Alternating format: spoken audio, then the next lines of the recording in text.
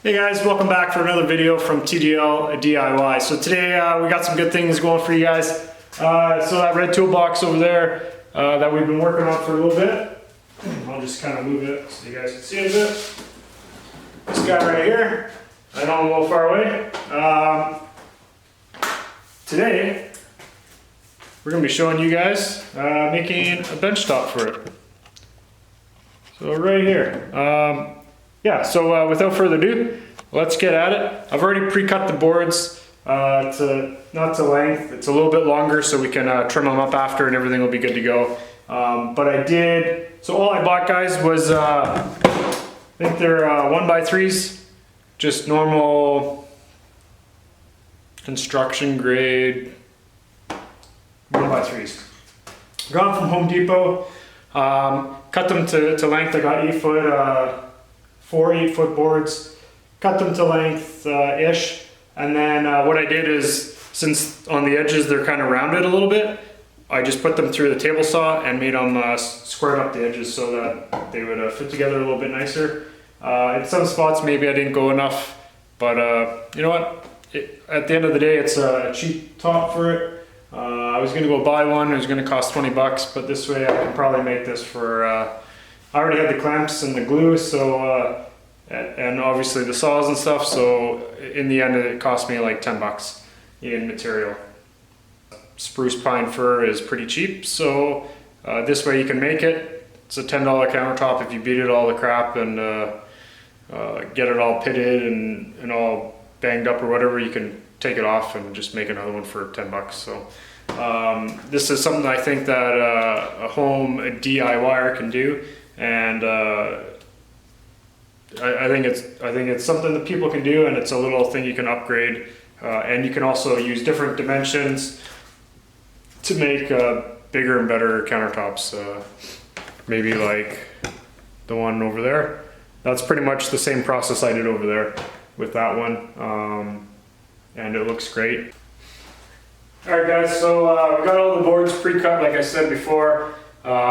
I cut them at 36 inches, and I think we need like 34 and a bit. So 36 inches, and like I said, you want a surface that is as true as possible and as flat as possible.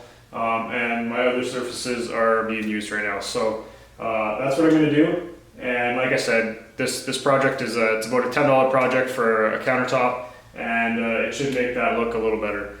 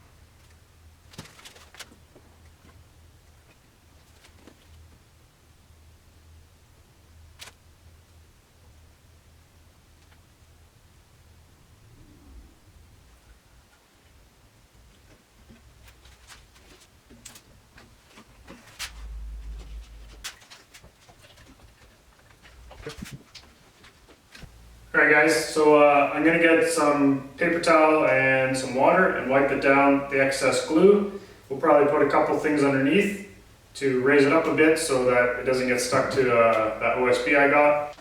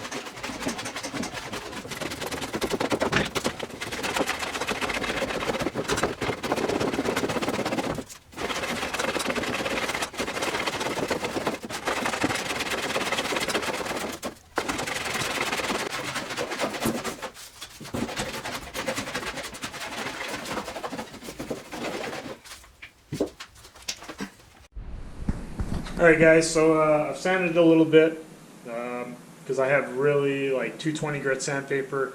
I don't have 120 or 80 grit. That's really usable for the machine I have right now. So yeah, it's taken a long time, but we sanded down a bit. I'm just going to trim up the edges and to get a little bit more of a truer dimension now, and we'll continue sanding just a little bit more, I think.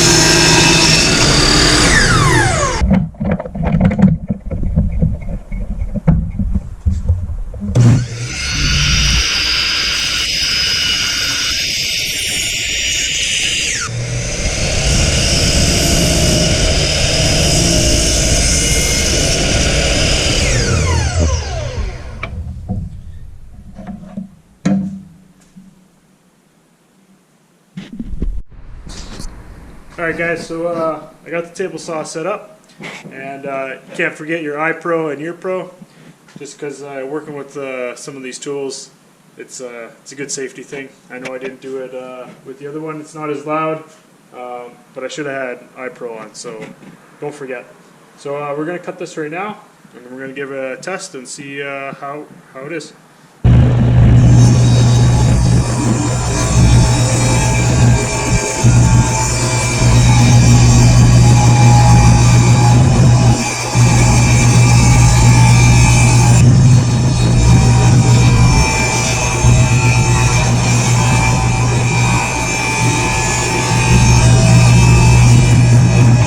It's looking really good. Fits in there just nicely, all the way down the edge, the back. The sides fit real good. So I'm pretty happy with that. We're probably going to sand just a little bit more, and then we're going to probably put some lacquer or some type of clear coat on it to protect it, and call that good. Alright guys, so we'll see you in a bit. Alright guys, so sorry for the noise, because the fan's on right now, the heater.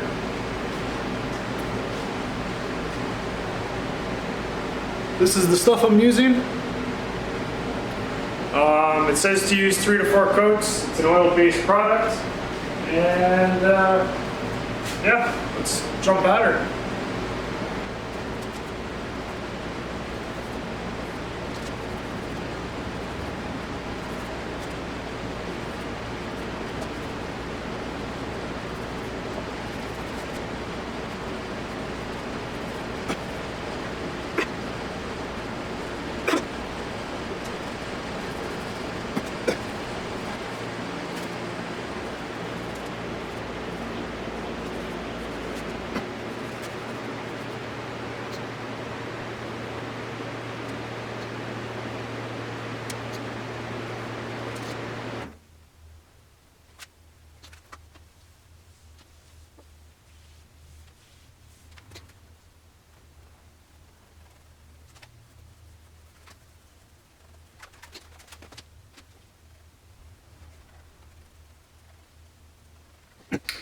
And there we go. That'll be the first coat, and then we'll do another coat in a couple hours, and then do 3 or 4 coats. Alright guys, so I did sand it. I didn't get it on video, and I put another coat of, so I think I like the way it turned out. I think it's fairly good for now.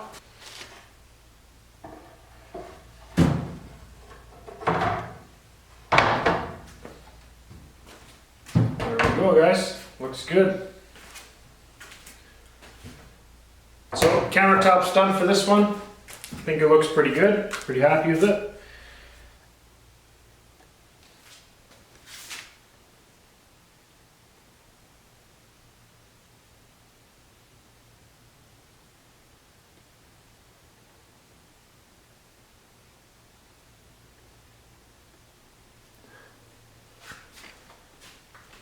Alright guys, so I got some liner. It's some used liner, but the back side's in pretty good shape.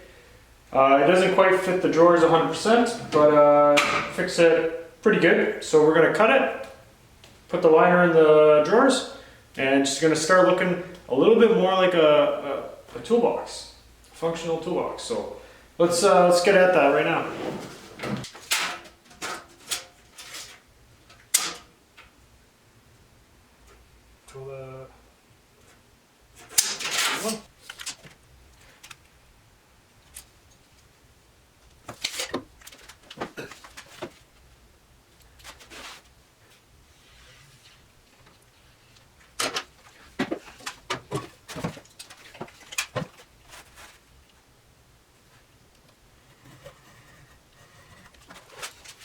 So I'm just going to mark a bunch of these and then we'll cut them and put them in.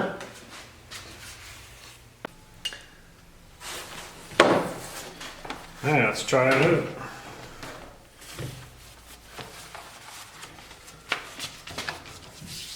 I'd say that is a pretty good fit right there.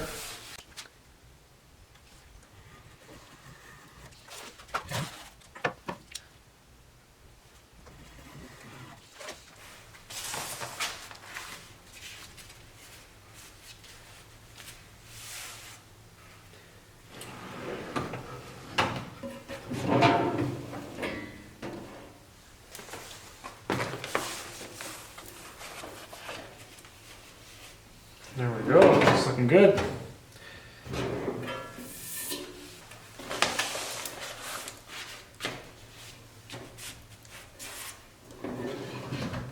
There, we just have one more to do. Guess I miscounted. So let's get at her. All right, the last one. There we go. So now, every drawer has one. You see a little bit back here that doesn't cover, but that's only by maybe an inch or so, not even. Say ½ inch, 3/4 inch. So I'd say it does a pretty good job.